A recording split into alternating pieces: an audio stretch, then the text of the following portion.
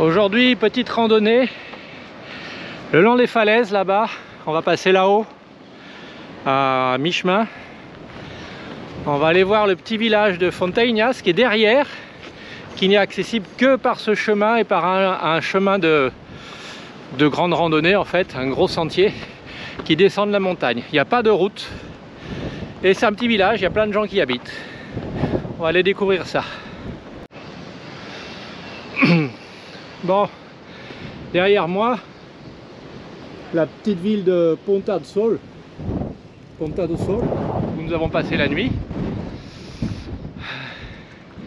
La randonnée que nous commençons, en fait, le sentier commence là maintenant. La randonnée, en principe, elle longe la côte sur 12-13 km. On va faire juste un tronçon d'aller-retour, parce que 12-13 km, ça va être un peu long. Et après, l'endroit où on atterrit là-bas, il n'y a pas forcément souvent des aluguères pour rentrer dans la civilisation. Donc on va faire un petit tronçon pour aller voir la perle de Santo Antão, Fonteignàs. Ça va nous prendre 2 heures, je pense, 2 heures et demie, et après on reviendra par le même sentier. Ici en contrebas du sentier, après un ou deux virages, on a les petits enclos dans lesquels la population conserve les cochons. Alors on l'entend pas ici, il y a beaucoup de vent, donc c'est le vent. Je sais même pas si vous entendez ce que je raconte, mais tout ça, ce sont des petits enclos à cochons.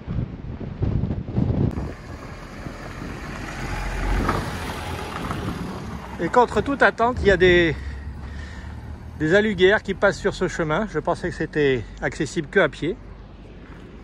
Mais non. Non. Alors, voilà. Hein. C'est les falaises en contrebas, c'est quand même un peu vertigineux. Bon, après une autre série de lacets, ici en contrebas, on a le poulailler du village. Alors, liberté, il n'y a que les moutons et les chèvres. Voilà le petit village de Ponta do Sol où nous avons dormi cette nuit, quelque part au milieu de la ville là-bas. Hop là, il y a du vent, hein, étonnant. Les petits virages.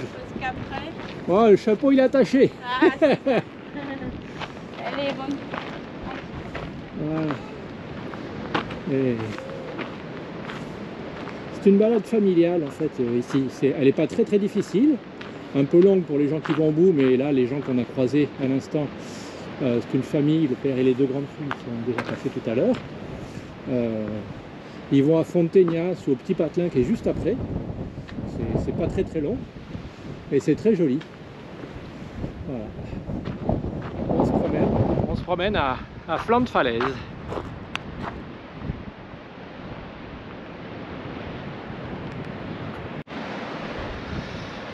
Voilà, au détour du chemin, voilà ce qu'on commence à découvrir. Et Fonteignàs, le petit village, il est dans le creux là-bas.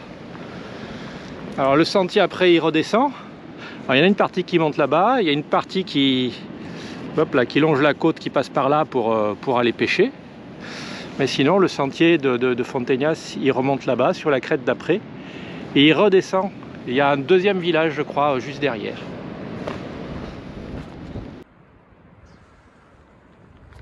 Voilà, on commence à découvrir des panoramas vraiment sympas et à se faire dépasser par des véhicules, potentiellement. Alors comme toujours dans ces îles, c'était le cas aux Canaries, c'est toujours le cas au Cap-Vert, les cultures en terrasse. Alors ici elles sont visiblement abandonnées, il n'y a plus qu'en face là-bas les petits points blancs, ça doit être des chèvres, puis il n'y a pas vraiment moyen d'y descendre. Mais ça veut dire qu'il fut un temps où l'homme a implanté des cultures le long de ces montagnes. Cette partie de la randonnée est en fait la plus difficile. Elle se fait sur un... on le voit derrière moi, elle se fait sur un sentier carrossable. Il y a les véhicules qui passent là. Les minibus des aluguères, donc c'est tout à fait circulant. Jusqu'à Fonteignàs. Donc on est monté de par rapport au niveau de la mer de 250-300 mètres en altitude sur 3 km. Ça monte gentiment en fait, c'est tout à fait faisable. Là on va redescendre au niveau du village, on va redescendre de 150 ou 200 mètres. Et ensuite la randonnée, on arrive au point de vue sur le village, vous allez voir, ça sera beaucoup plus facile. Ensuite la randonnée remonte sur la crête d'à côté.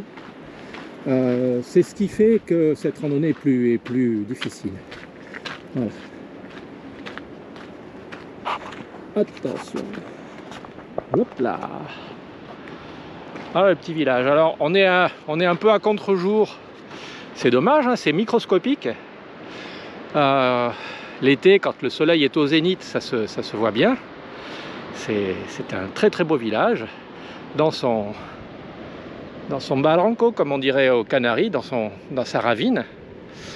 Et le sentier, il repasse là-bas. Donc du village, il descend là. Voilà, du village. En vrai, après, il faut remonter. C'est ce qui chagrine quelques personnes. On peut grimper là, mais ça ne mène nulle part. Là, ça mène après au sentier de randonnée qui passe, qui remonte sur les crêtes quelque part là-bas et qui remonte quelque part sur l'une des crêtes là-haut. Ça, c'est pour les très grandes randonnées. C'est pas notre cas. Un petit village planqué au bout du monde. C'est pas le Machu Picchu, c'est le Fontainhas Picchu.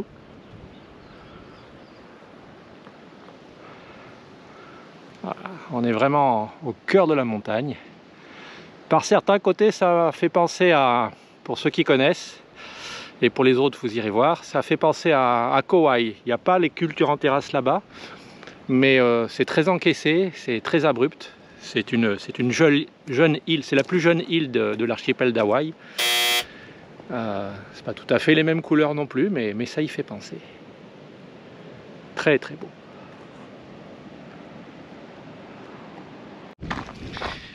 Bon, comme me fait astucieusement remarquer Béatrice, Kauai, c'est la plus vieille île de l'archipel d'Hawaï. C'est pour ça qu'elle est autant découpée.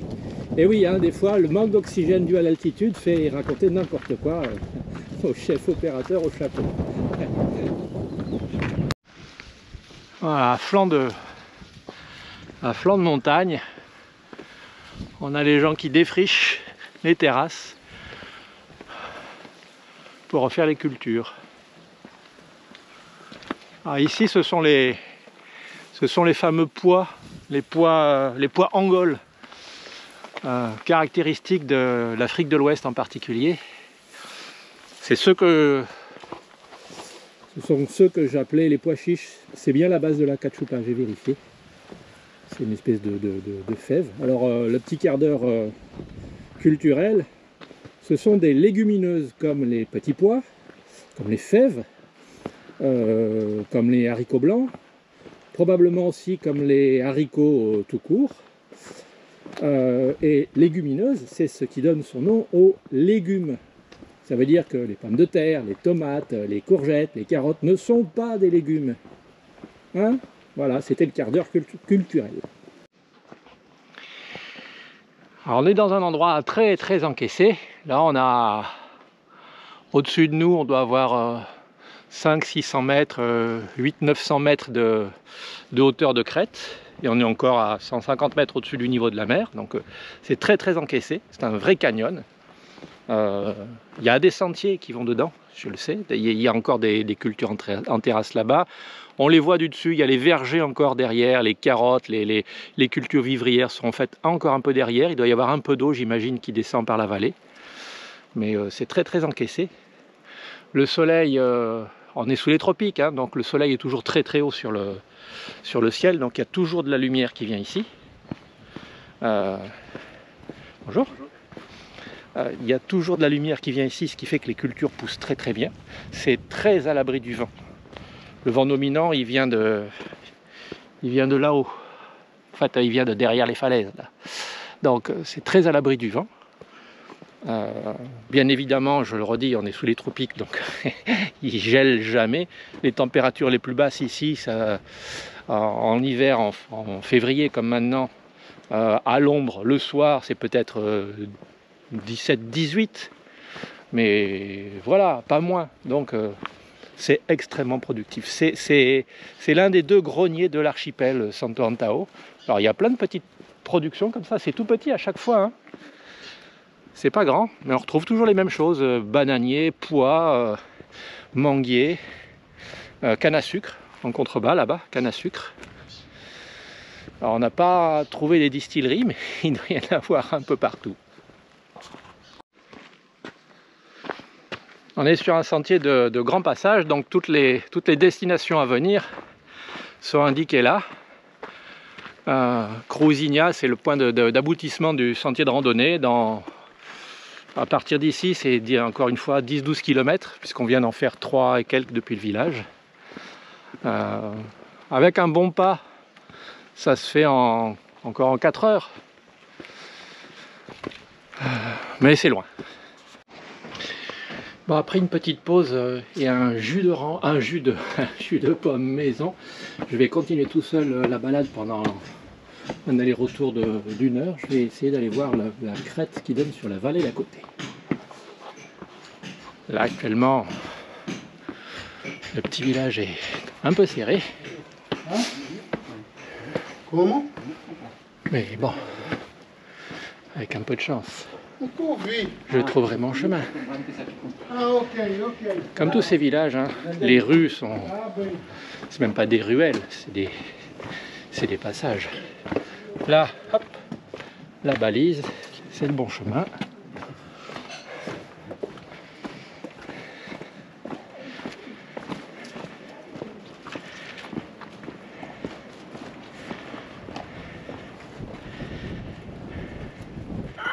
Voilà.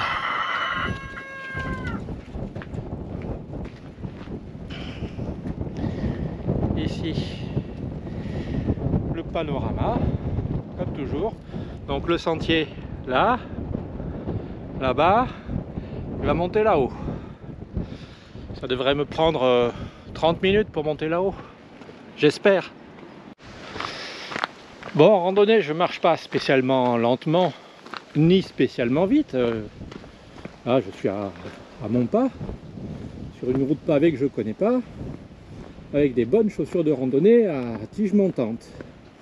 Et le monsieur que vous avez vu sur le tronçon de vidéo, là, lui, il est en chaussures bateau, pieds nus dedans, avec un sac sur l'épaule dans lequel il y a, je ne sais pas quoi, peut-être de quoi manger. Je pense qu'il va au petit patelin d'à côté, puisque là, il n'y a rien sur le sentier, hein. Il m'a carrément laissé sur place. Alors, on a l'habitude de ça dans ces régions-là, quand les gens connaissent leur sentier, à pied, en tongs, comme on a vu hier, à pieds nus ou en tongs, ou avec des chaussures très ordinaires, que ce soit en montée ou en descente, ils peuvent en remontrer à tous les randonneurs que l'on peut croiser, hein. C'est toujours spectaculaire à voir. Voilà, je vous le fais voir. Il est en bas, ça fait un instant qu'il m'a doublé. Il fait des grandes enjambées. Il est sec et musclé, contrairement à moi. Et surtout, il connaît bien son sentier. Hein, vous reconnaissez ce bruit? Les petites chèvres. Je n'ai pas vu de chèvres dans les restaurants à manger, mais souvent du fromage. Tiens, hop là. Oh, oh, oh.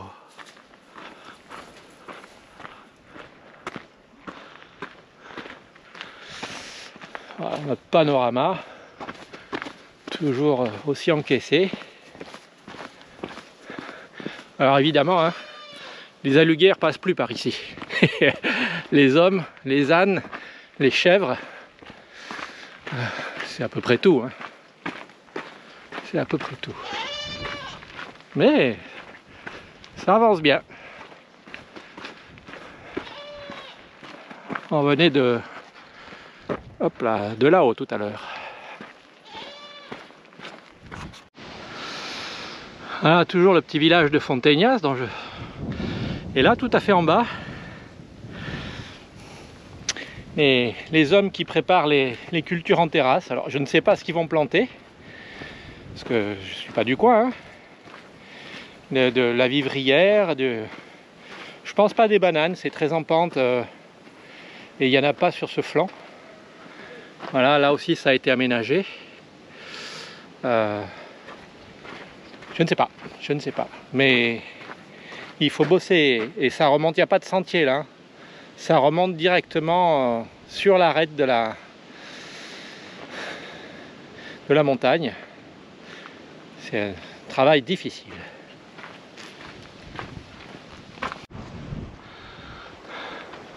Un petit sentier qui grimpe là. Ensuite là-haut. On va aller passer là-haut, je pense, ou pas loin. Et ici, dans la petite ravine, on a 3-4 petites terrasses un peu anciennes, mais qui ont été exploitées. Tous ces petits murets là, ils ont servi à protéger des cultures. Quand je vous disais que c'était un travail titanesque, là en contrebas aussi, tout ça, ça se voit plus, hein, un vieux manguier ici. Tout ça, ce sont des petites terrasses qui ont été aménagées, c'est pas naturel du tout. Le sentier, lui, il a bien été aménagé et empiré, hein. Tous les sentiers, ou une bonne partie des sentiers du Cap-Vert sont pavés comme ça. J'avais lu, mais je ne garantis pas qu'une bonne partie des pavés venaient de Fogo. En même temps, ça grimpe, hein. Ça ne se voit pas, mais moi je vous le dis. En même temps, il y a des pierres volcaniques de partout, celles qui ont fait les petits murets latéraux. J'imagine que elles sont locales, quand le sentier a été taillé dans la roche, et que les pavés qu'on trouve le long du sentier sont des pavés qui viennent d'ici. Ceux des routes, pas forcément, mais ici c'est du local. J'imagine mal des gens transporter des milliers de tonnes de cailloux simplement pour faire un sentier qui globalement ne mène nulle part. Bon, Béatrice a préféré rester au village en bas et elle a bien fait. Ça grimpe pas mal, plus qu'on aura pour le retour tout à l'heure. Moi j'y vais à mon pas, mais je respire bien, mais ça grimpe pas mal. Encore une fois, le type qui m'a doublé tout à l'heure, ça y est, je l'ai perdu de vue. Un vrai cabri. Voilà, le paysage est toujours aussi exceptionnel. Voilà, Fontainhas là-bas.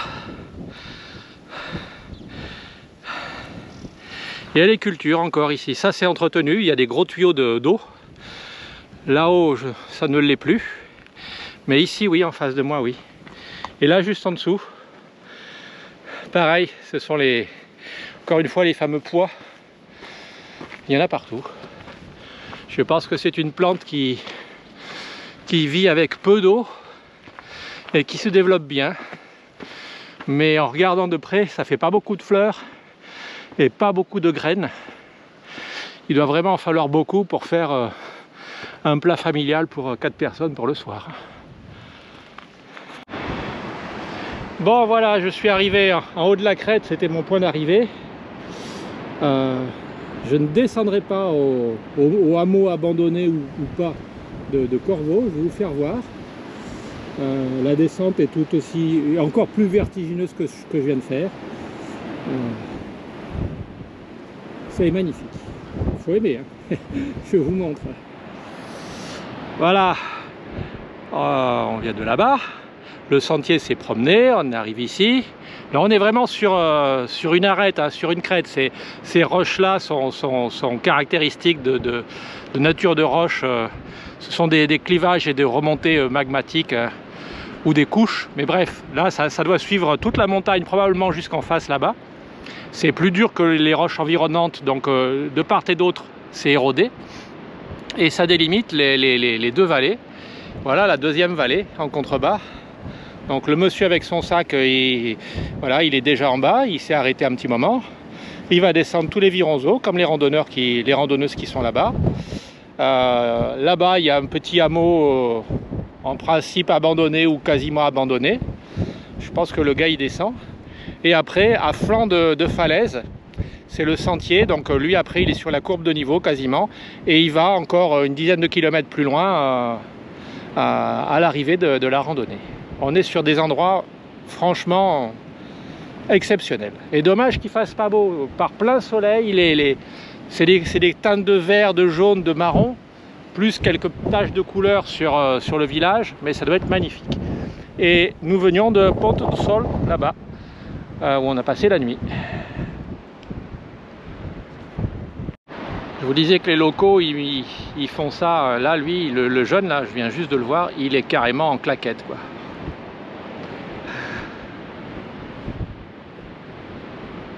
Ouais, il y en a qui font ça pieds nus, hein. Ah, je m'approche un petit peu du bord, j'ai le vertige, je vais pas plus loin. Voilà le petit village, le petit hameau abandonné. Le sentier avec tous ses lacets. Donc vous voyez comme ils sont imbriqués, hein. Ça veut dire que ça descend ferme. Le gars avec son sac, ça fait 10 minutes, hein, il est déjà en bas. Il descend, il galope. Alors chose qui est intéressante, il y a des espèces de petites constructions dans les lacets. Il y en a une autre là-bas. Je vous fais voir la dernière, c'est la 14e. Ça va parler à certains, mais pas à moi. Voilà, 14e. Je pense que c'est une sorte de chemin de croix des gens du hameau ou du village, je ne sais pas. Parce qu'il y a une grande croix blanche là-bas sur la falaise. Il doit y avoir une histoire que je ne connais pas ici. Mais se taper le chemin de croix de là-bas en montant ici et en arrivant là où je suis, voilà, faut quand même être habitué, hein. Dernière chose, je vous en ai parlé, je vous le montre ici parce que c'est beaucoup plus spectaculaire. La lame de roche, vous voyez, elle part de là-bas. Tout ça, ça fait 50-60 cm d'épaisseur. Là, ça s'est effondré avec les millions d'années, j'imagine. Mais c'est la même chose que ça. C'est la même chose que ça, et c'est la même chose que la petite faille là-bas, le petit promontoire là-bas. Allez, il est temps de redescendre. Je vérifie l'horaire. Midi 20, j'ai dit à Béatrice que je serai de retour à 13 h. Il me reste voilà, 40 minutes pour redescendre. C'est à peu près ce que j'ai mis pour monter. Bon, un petit peu moins. Donc je suis encore dans mon timing, mais il faut pas chômer. La descente n'est pas très dure. Elle est juste un petit peu longue. Alors, tout à l'heure, quand on s'est arrêté au bar à Fonteñas, Béatrice m'a proposé de laisser mon sac à dos. Ce qui était une bonne idée. Je ne serais pas monté vraiment plus vite, mais j'aurais été moins fatigué, j'aurais été moins chargé, ça aurait été un petit peu plus facile. Et j'ai préféré monter avec le sac à dos pour 2 raisons. La première, c'est que ça me garde sur le rythme d'une randonnée à mon pas avec mon équipement. Voilà, je suis chargé pas trop aujourd'hui, mais j'ai tout ce qu'il faut, et le poids que j'ai sur mon dos, je dois pouvoir l'emporter dans toutes mes randonnées. C'est ce que j'ai fait jusqu'à présent. Donc je préférais monter avec le sac à dos plutôt que de le laisser en bas. Et la deuxième raison, c'est que le temps change ici, il y a beaucoup de vent, et que s'il y avait eu vraiment beaucoup de vent, ou si le plafond nuageux était descendu comme hier avec un peu de pluie, j'ai ma polaire, j'ai la veste coupe-vent, et puis surtout, j'ai de quoi boire, et j'ai même des petites barres chocolatées, j'ai de quoi manger. Donc, voilà, je préfère toujours avoir le sac à dos avec moi. Puisqu'on est sur le trajet du retour, je vous montre le panorama sur le trajet du retour, hein, ce que j'ai monté tout à l'heure. Alors, ce dont je vous parlais, les tranches de roche là-bas, qui remontent, on les retrouve là-bas, tout ça c'est la même chose. De mémoire, je crois que ça s'appelle des dikes. C'est des fissures dans la roche il y a des millions d'années, et des remontées magmatiques le long de la fissure. Donc une roche de nature et de densité différente qui s'érode différemment. On en avait vu beaucoup aux Canaries, il y en a pas mal ici aussi. Alors parfois, quand le terrain s'y prête, comme en contrebas, les terrasses sont très resserrées. Je pense qu'ils ont mis toutes ces terrasses-là, toutes ces cultures, c'est dans le bas de la vallée. Il doit y avoir de l'eau qui ravine de là-haut. Voilà, attention, on fait les gestes doucement. Il va y avoir de l'eau qui ravine là-haut. C'est la vallée naturelle. Et donc je pense que dans les terrasses en contrebas, il y a toujours les traditionnels bananiers, mais ils doivent encore planter les pois et des vivrières un petit peu sur des toutes petites parcelles qui doivent être plus faciles à travailler que dans les endroits abandonnés, comme je disais ici. Alors nous on est des rigolos avec nos chaussures de randonnée et nos petites montées. Voilà, quand on est du coin, voilà ce qu'on fait. On grimpe.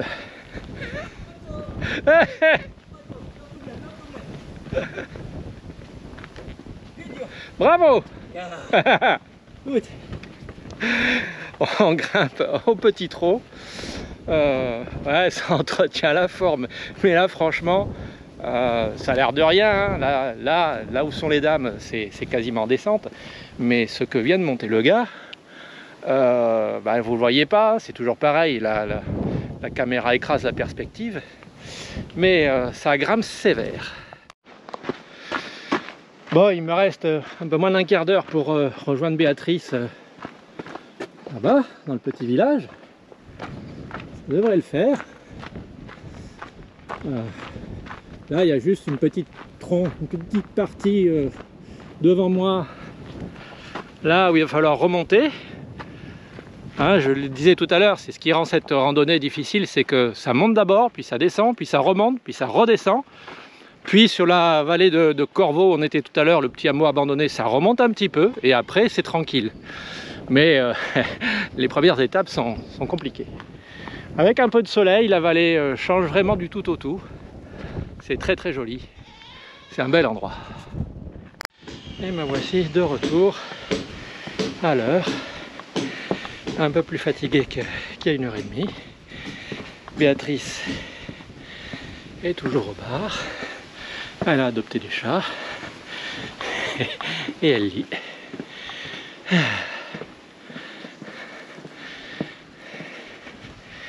Et voilà. Bon, je suis passé en super large au niveau de la déformation de la caméra.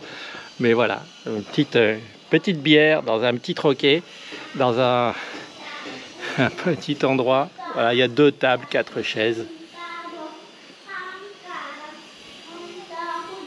Étonnant, hein?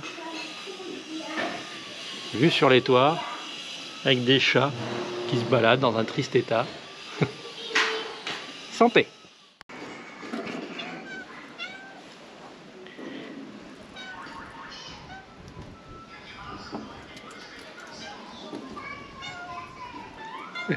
Eh oui, ah ou. Ah ben crise pas, sinon attention toi, hein. Voilà, Béatrice qui nourrit les animaux et après elle est étonnée parce qu'ils griffent et qu'ils mordent.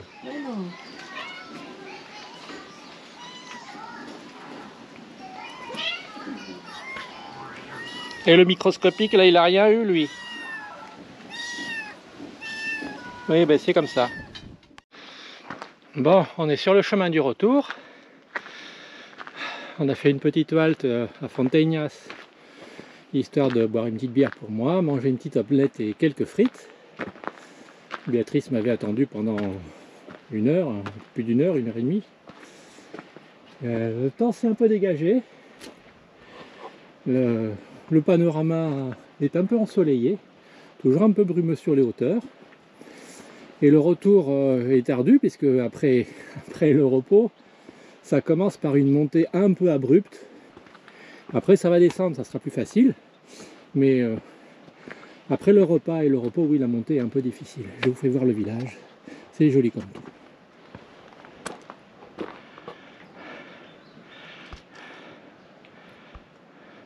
Donc on voit les randonneurs qui rentrent en bas. Là-bas, au pied de l'arbre, il y a un aluguère qui est en train d'attendre d'être plein pour rentrer à Pontonsol. Béatrice a proposé qu'on fasse du stop s'il n'est pas plein quand il va passer. Voilà. Voilà, Fontainhas sous le soleil. C'est sympa, c'est joli.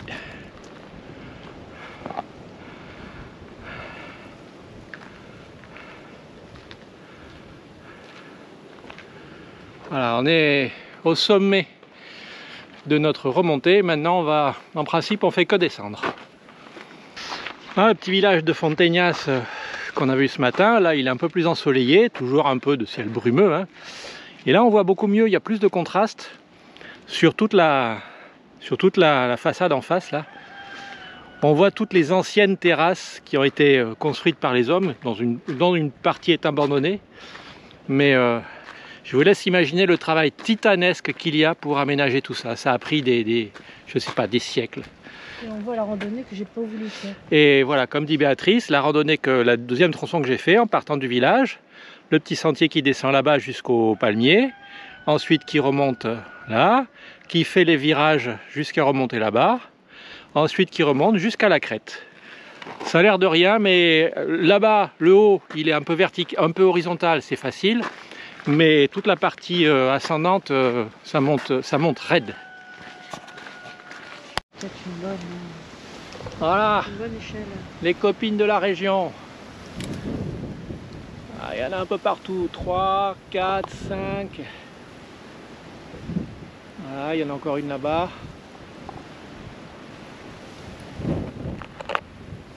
Mais on n'a pas envie de les embêter. Celle-là, elle est vraiment grosse. Alors, je ne mettrai pas ma main pour donner l'échelle, mais d'un bout de la patte arrière au bout de la patte avant, ça fait 6-7 cm.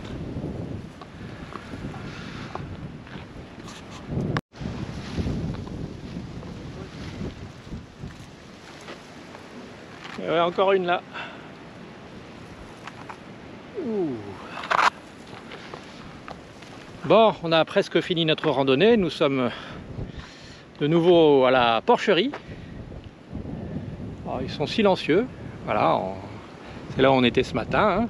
Ben là, on en revient. La descente était assez facile finalement. On arrive au village.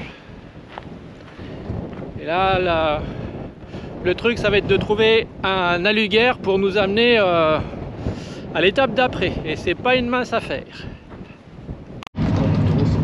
Bon, comme pour hier, on a trouvé un aluguer à Pontorso et il nous a proposé de faire taxi pour nous amener jusqu'à notre couchage au fond de la vallée de Rôle.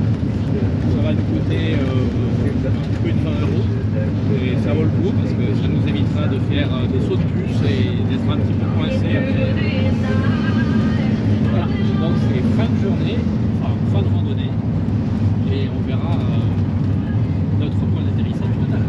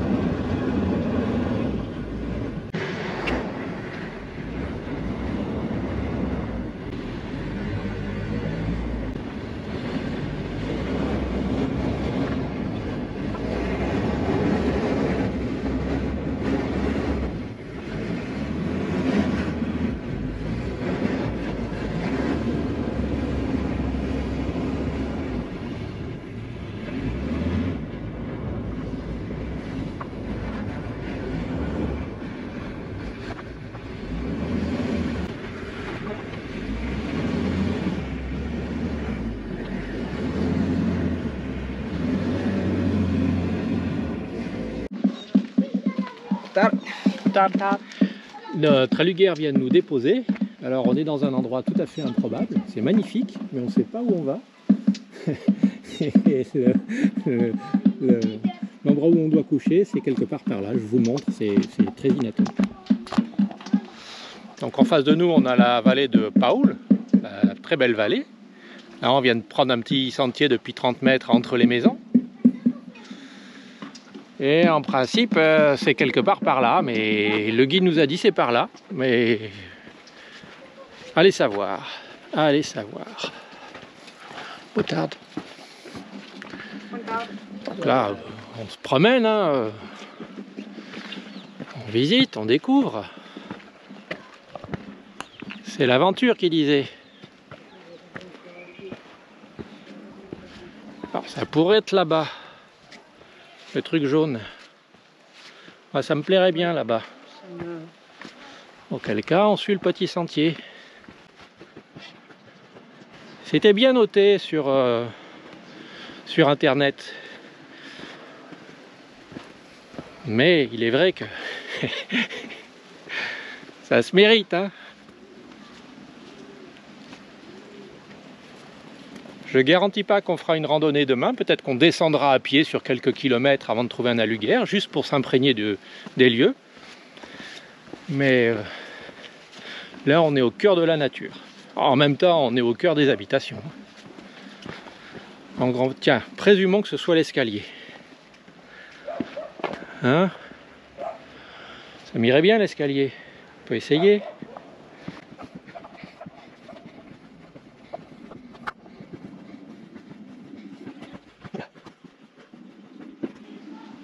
Ouhou!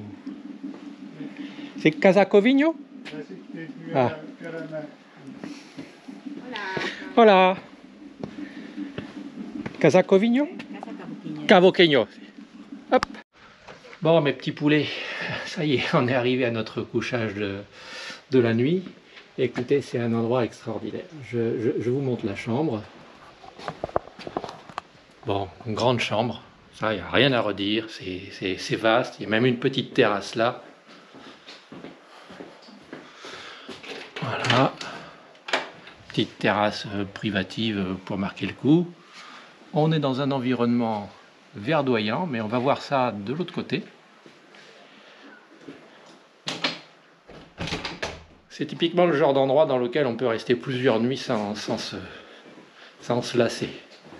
Parce que le lieu dans lequel nous sommes, voilà, on est en plein milieu de la célébrissime vallée de Paúl, de Paul pour les Français. Voilà, petit village ici. Il y a quelques sentiers de randonnée dans le coin. La patronne nous en a donné quelques-uns. Une petite maison là-bas. La vallée, ça grimpe haut là. Il y a 800 000 mètres de dénivelé. On va pas faire ça. Mais on est dans un endroit magnifique. Je pense qu'on va être bien. C'est couvert, hein, c'est nuageux. Ça donne une ambiance un peu particulière. C'est pas désagréable. C'est très humide. Franchement, c'est une belle découverte.